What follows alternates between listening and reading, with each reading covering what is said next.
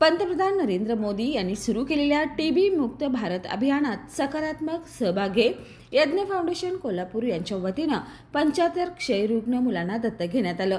यावेळी मुलांना पोषण आहार वाटप करण्यात आला।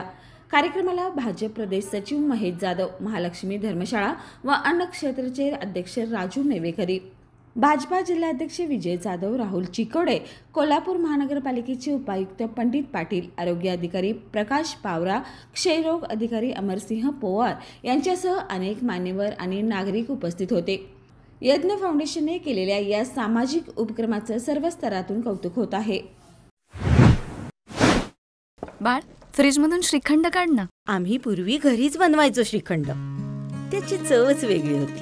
आता काय सगळं रेडीमेड। आजी, हे श्रीखंड खाऊन बघ। आज तुझ्या आईनं घरीच बनवलं की काय? हे आहे गोकुळचं श्रीखंड। अगदी जिभेवर रेंगाळणार। जिभेवरच नाही तर मनावरही रेंगाळणार। गोकुळ श्रीखंड, मनावर रेंगाळणार।